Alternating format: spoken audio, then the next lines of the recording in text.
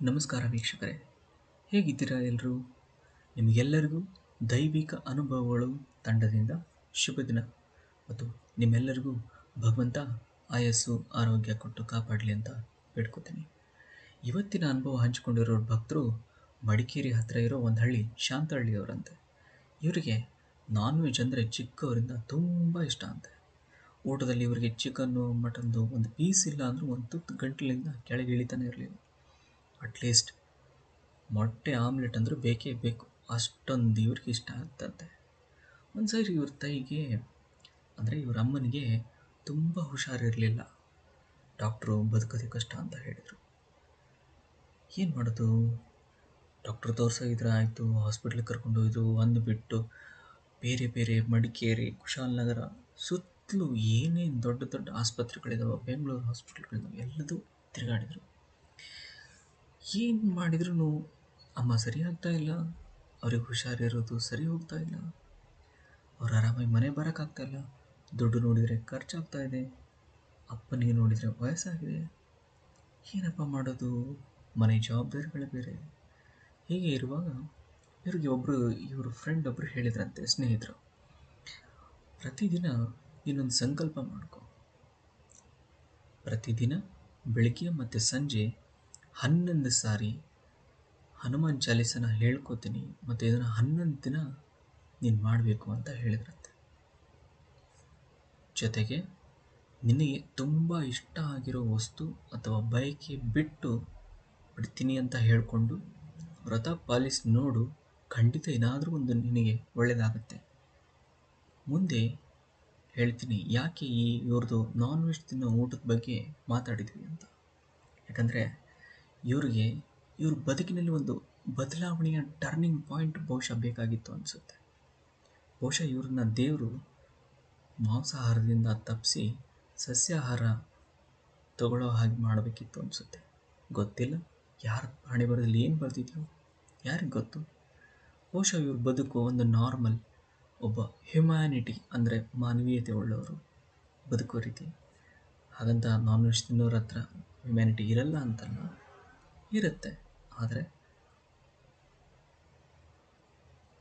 ಒಂದು ಜೀವನ ಕೊಲೆ ಮಾಡಿ ಅದನ್ನು ಸಾಯಿಸಿ ಕತ್ತರಿಸಿ ತಿನ್ನೋದು ಎಷ್ಟರ ಮಟ್ಟಿಗೆ ಹ್ಯುಮ್ಯಾನಿಟಿ ಅಂತ ಅನಿಸುತ್ತೆ. ನಮ್ಮ ಹೊಟ್ಟೆ ತುಂಬಿಸ್ಕೊಳ್ಳೋಕ್ಕೋಸ್ಕರ ನಾವು ಒಂದು ಜೀವನ ತೆಗೆಯೋದು ತಪ್ಪಲ್ವಾ? ಸರಿ, ಇವ್ರು ಏನು ಮಾಡಿದ್ರು ಅಂತ ನೋಡೋಣ. ಇವ್ರ ಫ್ರೆಂಡ್ ಈ ರೀತಿ ಹೇಳಿದ್ಮೇಲೆ 10 ಹಾಸ್ಪಿಟ್ಲ್ಗಳು ಸುತ್ತಾಡಿದ್ದಾಯಿತು, ದುಡ್ಡು ಕಳ್ಕೊಂಡಿದ್ದಾಯಿತು, ಆಯಿತು, ಕೊನೆಯದ್ದು ಅಂತ ಇದನ್ನೂ ಮಾಡಿ ನೋಡೋಣ ಅಂತ ಇವರು ಮಾಡೋಕ್ಕೆ ಶುರು ಮಾಡಿದರು. ಅಂದ್ಕೊಂಡ್ರತ್ತೆ ಮಾರುತಿರಾಯ, ಪ್ರತಿದಿನ 11 ದಿನ ಬೆಳಿಗ್ಗೆ ಮತ್ತು ಸಂಜೆ 11 ಸಾರಿ ಹನುಮಾನ್ ಚಾಲೀಸ ಹೇಳ್ಕೊತೀನಿ. ನನ್ನ ಜೀವನದಲ್ಲೇ ಯಾವತ್ತೂ ನಾನ್ ವೆಜ್ ನಾನು ಮುಟ್ಟಲ್ಲ ಅಂತ ಹರಕೆ ಮಾಡಿಕೊಂಡು ಸಂಕಲ್ಪ ಮಾಡಿಕೊಂಡು ಮಂಗಳವಾರದಿಂದ ಶುರು ಮಾಡಿದ್ರಂತೆ. ಮೊದಲಿಗೆ 2-3 ದಿನದವರೆಗೂ ಇವ್ರಿಗೇನು ಚೇಂಜಸ್ಸು ಬದಲಾವಣೆ ಅಂತ ಅನ್ನಿಸ್ಲಿಲ್ಲ. 5ನೇ ದಿನ ಆಯಿತು, ಇವರಮ್ಮನಿಗೆ ಪ್ರಜ್ಞೆ ಬಂದು ಮಾತಾಡೋಕ್ಕೆ ಶುರು ಮಾಡಿದ್ರಂತೆ. ಆವಾಗ ಇವರಿಗೆ ಹನುಮಂತ ದೇವರೇ ನಮ್ಮನ್ನು ಸರಿ ಮಾಡ್ತಾ ಇದ್ದಾರೆ ಅಂತ ನಂಬಿಕೆ ಬರೋಕ್ಕೆ ಶುರುವಾಯಿತು. ಹಾಗೆ ಇವರು ಮಲ್ಕೊಂಡಾಗ ಬೇರೆ ಬೇರೆ ಯಾವ್ಯಾವುದೋ ದೇವಸ್ಥಾನಗಳಲ್ಲಿ ಅಲ್ಲಿ ಹನುಮಂತ ದೇವರನ್ನು ನೋಡಿದ ಹಾಗೆ ಅಥವಾ ಹನುಮಂತ ದೇವರ ದೇವಸ್ಥಾನಗಳನ್ನು ನೋಡಿದ ಹಾಗೆ ಇವರಿಗೆ ಕನಸುಗಳು ಬೀಳ್ತಾ ಇತ್ತಂತೆ. ಅಷ್ಟೊತ್ತಿಗೆ ಇವರಿಗೆ ಗೊತ್ತಾಯಿತು ಏನಂತ, ಹನುಮಂತ ದೇವರು ನನ್ನ ಭಕ್ತಿನ ಸ್ವೀಕಾರ ಮಾಡಿ ನಮ್ಮ ಅಮ್ಮನಿಗೆ ಆರೋಗ್ಯ ಚೆನ್ನಾಗಿ ಆಗಲಿ ಅಂತ ಆಶೀರ್ವಾದ ಮಾಡಿದ್ದಾರೆ ಅಂತ. ಯಾಕಂದರೆ ಇವರಮ್ಮ ಸ್ವಲ್ಪನೇ ಗುಣ ಆಗೋಕ್ಕೆ ಶುರುವಾಯಿತು. ಕೊನೆಗೆ ಒಂದಿನ ಅವರಮ್ಮ ಹುಷಾರಾಗಿ ಕಂಪ್ಲೀಟಾಗಿ ಮನೆಗೆ ಬಂದ ಮೇಲೆ ಇವರು, ಅಮ್ಮ ಹುಷಾರಾದ್ಮೇಲೆ ಗೊತ್ತಲ್ಲ, ಇಷ್ಟು ದಿನ ನನ್ನ ಮಕ್ಕಳು ಏನು ತಿಂದಿಲ್ಲ, ಈಗ ಅವಳಿಗೆ ಏನು ಇಷ್ಟನೋ ಅಂತ ನಾನ್ ವೆಜ್ ತರ್ತೀನಿ, ಇವತ್ತು ಸರಿಯಾಗಿ ನೀನು ಏನು ಬೇಕೋ ಮಾಡಿ ಹಾಕ್ತೀನಿ ಅಂತ ಹೇಳಿದ್ರಂತೆ. ಆದರೆ ಇವರು ಯಾವ ಥರ ಬದಲಾಗಿದ್ರಂದರೆ ನಾನ್ ವೆಜ್ನ ಅಪ್ಪಿ ತಪ್ಪಿ ಕೂಡ ನೆನೆಸ್ಕೊತಾ ಇರಲಿಲ್ಲವಂತೆ. ಅದನ್ನ ಅಮ್ಮನಿಗೆ ಹೇಳಿದ್ರಂತೆ, ಯಾಕೋ ನನಗೆ ಇಷ್ಟ ಇಲ್ಲ, ಬೇಡ ಅಂತ. ಯಾಕೆ ಅಂತ ಕೇಳಿದರೆ, ಏನೋ ಮಾಂಸ ನೋಡಿದರೆ ಒಂದು ರೀತಿ ವಾಕರಿಕೆ ಬರೋಕ್ಕೆ ಶುರುವಾಗ್ತದೆ. ಮಾಂಸ ನೋಡಿದ ತಕ್ಷಣ ಆ ಪ್ರಾಣಿ, ಅದು ಕೋಳಿನೋ ಕುರಿನೋ, ಎಷ್ಟೊಂದು ನರಕ ಯಾತನೆ ಅನುಭವಿಸಿರುತ್ತೆ, ಎಷ್ಟೊಂದು ನೋವು ಅನುಭವಿಸಿ ಗಿಲಿಗಿಲ ಅಂತ ಒದ್ದಾಡಿ ಪ್ರಾಣ ಬಿಟ್ಟಿರುತ್ತೆ, ಎಷ್ಟೊಂದು ಶಾಪ ಹಾಕಿರುತ್ತೆ ಅಂತ ಅನ್ಸೋಕೆ ಶುರು ಆಯ್ತಂತೆ. ಅದನ್ನು ಅವ್ರ ಅಮ್ಮನಿಗೆ ಹೇಳಿದ್ರೆ ಅವರಮ್ಮ ನಕ್ಬಿಟ್ರಂತೆ. ಕೊನೆಗೆ ಇರೋ ನಿಜವಾದ ಕಾರಣ ಹೇಳಿದ್ರಂತೆ. ಇನ್ಯಾವತ್ತೂ ನಾನು ಮುಟ್ಟಲ್ಲ, ನನಗೆ ನಿನ್ನ ಆರೋಗ್ಯ ಮುಖ್ಯ ಅಮ್ಮ ಅಂತ ಹೇಳಿದ್ರಂತೆ. ದಯಮಾಡಿ ನನಗೆ ಒತ್ತಾಯ ಮಾಡಬೇಡ ಅಂತ ಕೇಳಿಕೊಂಡು ಅವತ್ತಿಂದ ಬಿಟ್ರಂತೆ. ಈಗ ಇವರು ತುಂಬ ಖುಷಿಯಾಗಿ ಜೀವನ ಸಿಕ್ಕಿದೆ, ಒಂದೊಳ್ಳೆ ಗಂಡ ಇದ್ದಾರೆ, ಒಳ್ಳೆ ಜಾಬ್ ಇದೆ, ಒಳ್ಳೆ ದುಡ್ಡಿದೆ, ಮನೆ ಮಾಡ್ಕೊಂಡಿದ್ದಾರೆ, ಅಮ್ಮನ ಚೆನ್ನಾಗಿ ನೋಡ್ಕೊಳ್ತಾ ಇದ್ದಾರೆ, ಒಳ್ಳೊಳ್ಳೆ ಮಕ್ಕಳಾಗಿದ್ದಾರೆ, ಜೀವನ ಚೆನ್ನಾಗಿದೆ ಅಂತೆ. ಅದಕ್ಕೆ ವೀಕ್ಷಕರೇ, ನೀವು ಕೇಳ್ಕೊಳ್ಳೋದಿಷ್ಟೇ, ನಾವೆಲ್ಲರೂ ಬದುಕೋಕ್ಕೋಸ್ಕರ ತಿನ್ನಬೇಕೇ ಹೊರತು, ತಿನ್ನೋದೇ ಒಂದು ಜೀವನ, ತಿನ್ನಬೇಕು ಅಂತ ನಾವು ಇನ್ನೊಂದು ಜೀವದ ಹೃದಯದ ಬಡಿತನ ನಿಲ್ಲಿಸಿ ಆ ಪ್ರಾಣಿನ ಚಿತ್ರಹಿಂಸೆ ಕೊಟ್ಟು ಸಾಯಿಸಿ ಅದನ್ನು ತಿನ್ನೋದು ಬೇಡ.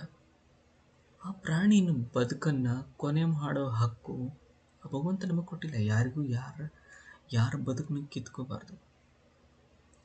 ನಿಮಗೆ ಈ ಭಕ್ತರ ಅನುಭವ ಕೇಳಿ ಸ್ವಲ್ಪ ಆದರೂ ಚೇಂಜ್ ಅಥವಾ ಯೋಚನೆ ಮಾಡೋ ರೀತಿಯಲ್ಲಿ ಬದಲಾವಣೆ ಬಂದರೆ ಖಂಡಿತ ದಯವಿಟ್ಟು ನಮಗೊಂದು ಲೈಕ್ ಕೊಡಿ.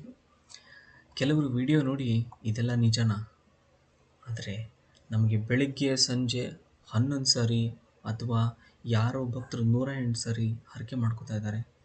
ಅವ್ರಿಗೆಲ್ಲ ಜೀವನದಲ್ಲಿ ಬದಲಾಗಿದ್ದಾರೆ, ಆದರೆ ನಾವು ಬದಲಾಗಬೇಕಂತ ಇದ್ದೀವಿ.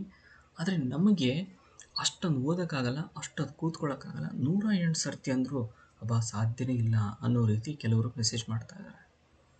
ಹೇಗೆ ಮಾಡೋದು? ಕೆಲವು ಸರಿ ಮನೇಲಿ ಕೆಲಸ ಇರುತ್ತೆ ಅಥವಾ ಆಫೀಸಿಗೆ ಕೆಲಸಕ್ಕೆ ಹೋಗ್ಬೇಕನ್ನೋರು ಅವ್ರು ಹೇಗೆ ಮಾಡೋದು? ಮತ್ತು ಯಾರಿಗಾದ್ರೂ ಬೇರೆ ಬೇರೆ ಬೇರೆ ತೊಂದರೆಗಳೇ ಇರ್ತವೆ. ಲೈಕ್ ಗಂಡ ಹೆಂಡತಿ ಜಗಳ ಇರುತ್ತೆ ಮನೇಲಿ, ಅಪ್ಪ ಅಮ್ಮ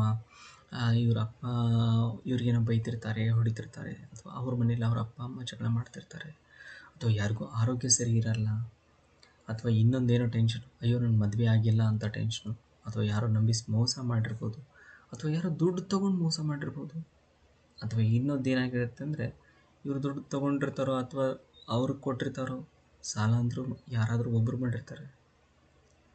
ಹೇಗೆ ಇದರಿಂದೆಲ್ಲ ಹೊರಗೆ ಬರೋದು ಗೊತ್ತಾಗ್ತಿಲ್ಲ ಅಂತಂದರೆ, ಅಥವಾ ಕೆಲಸಕ್ಕೆ ನಿಮ್ಮ ಜಾಬ್ಗೆ ಏನೋ ತೊಂದರೆ ಆಗಿರುತ್ತೆ, ಬಹುಶಃ ಆಗಿರಬಹುದು ಅಥವಾ ಆಗದೇ ಇರಬಹುದು. ಯಾರಿಗಾಗಿದೆಯೋ ಆ ರೀತಿ ಇರೋರು ನಿಮಗೆ ಓದೋಕ್ಕೆ ಆಗಲ್ಲ, 108 ಸರ್ತಿ ಓದೋಕ್ಕಾಗಲ್ಲ, 11 ಸರಿ ಓದೋಕ್ಕಾಗಲ್ಲ, ಅಥವಾ ನಿಮಗೆ ಸಂಕಲ್ಪಗಳನ್ನು ಹೇಗೆ ಮಾಡಿಕೊಳ್ಳೋದು ನಮಗಿದು ಗೊತ್ತಾಗ್ತಾ ಇಲ್ಲ ಅಂದರೆ ನಾವು ತಿಳಿಸ್ಕೊಡ್ತೀವಿ. ಇಲ್ಲಾಂದರೆ ನಿಮಗಿದು ನೀವು ನಮ್ಮ ಪರವಾಗಿ ಮಾಡ್ತೀರಾ ಅಂತ ಯಾರಾದರೂ ಕೇಳಿದರೆ ನಮ್ಮ ಹತ್ರ ನಮ್ಮ ಪುರೋಹಿತರು ನಿಮ್ಮ ಹೆಸರಿನ ಮೇಲೆ ಸಂಕಲ್ಪ ತಗೊಂಡು ನಿಮ್ಮ ಕಷ್ಟ ಅಥವಾ ನಿಮ್ಮ ತೊಂದರೆ ಏನೇ ಇರಲಿ ಅದು ನಿವಾರಣೆ ಆಗಲಿ ಅಂತ ಪ್ರತಿ ಮಂಗಳವಾರ, ಶನಿವಾರ ಮತ್ತು ಈ ಆಂಜನೇಯನ ನಕ್ಷತ್ರಗಳು ಅವರು ಹುಟ್ಟಿದ ನಕ್ಷತ್ರ ಇರುತ್ತಲ್ಲ ಆ ಡೇಟು, ಅಥವಾ ಕೆಲವರು ಪ್ರತಿದಿನ ಮಾಡಿಸ್ಬೋದು, ಅಥವಾ ಅವರ ಹುಟ್ಟಿದ ಹಬ್ಬದ ದಿನ ಮಾಡಿಸ್ಬೋದು. ಅವ್ರ ತಾಯಿ ಹುಟ್ಟಿದ ಹಬ್ಬದ ದಿನ, ತಂದೆ ಹುಟ್ಟಿದ ಹಬ್ಬದ ದಿನ, ಅಕ್ಕ ತಂಗಿ ಪ್ರೀತಿ ಪಾತ್ರರು ಯಾರೇ ಇರಲಿ, ಅವರ ಹುಟ್ಟಿದ ದಿನ ಅವರಿಗೋಸ್ಕರ ಅವ್ರ ಜೀವನ ಪೂರ್ತಿ ಚೆನ್ನಾಗಿರಲಿ ಅಂತ 108 ಸರ್ತಿ ಹನುಮಾನ್ ಚಾಲೀಸ ಪಠನೆ ಅವ್ರ ಹೆಸರಲ್ಲಿ ಮಾಡಿಸಿದ್ರೆ ಅವ್ರಿಗೂ ಒಳ್ಳೆಯದಾಗತ್ತೆ, ಮಾಡಿಸೋರಿಗೂ ಒಳ್ಳೆಯದಾಗತ್ತೆ. ಹೇಗೆ ಮಾಡಿಸ್ಬೇಕು, ಏನು ಡೀಟೇಲ್ಸು ಏನಿಲ್ಲ, ಸಿಂಪಲಾಗಿ ಸ್ಕ್ರೀನ್ ಮೇಲೆ ನಂಬರ್ ಬರ್ತಾ ಇದೆ, ಆ ನಂಬರ್ಗೆ ನೀವು ವಾಟ್ಸಪ್ ಮಾಡಿ. ನಿಮ್ಮ ತೊಂದರೆ ಏನಿದೆ, ನಿಮ್ಮ ಹೆಸರೇನು, ನಿಮ್ಮ ಗೋತ್ರ ಏನು, ನಿಮ್ಮ ನಕ್ಷತ್ರ ಏನು, ನಿಮ್ಮ ಊರು, ಇಷ್ಟು ತಿಳಿಸಿ ನಾವು ನಿಮಗೆ ಮುಂದಿನ ಡೀಟೇಲ್ಸನ್ನು ಕೊಡ್ತೀವಿ. ಹಾಗೆ ತಪ್ಪದೇ ಈ ವಿಡಿಯೋನ ನಿಮ್ಮ ಕುಟುಂಬದ ಎಲ್ಲರ ಜೊತೆ ಶೇರ್ ಮಾಡ್ಕೊಳ್ಳಿ, ನಿಮ್ಮೆಲ್ಲ ಸ್ನೇಹಿತರಿಗೂ ಶೇರ್ ಮಾಡಿ. ಇಂತಹ ಹಲವಾರು ಅನುಭವಗಳನ್ನು ತಿಳಿದುಕೊಳ್ಳೋಕ್ಕೆ ನಮ್ಮ ಚಾನಲ್ನ ಸಬ್ಸ್ಕ್ರೈಬ್ ಮಾಡ್ಕೊಳ್ಳಿ ಮತ್ತು ಈ ವಿಡಿಯೋನ ಲೈಕ್ ಮಾಡಿ. ಮತ್ತೆ ಸಿಗೋಣ ನಾಳೆ ಇನ್ನೊಬ್ಬ ಭಕ್ತರ ಅನುಭವದೊಂದಿಗೆ. ಜೈ ಶ್ರೀರಾಮ್.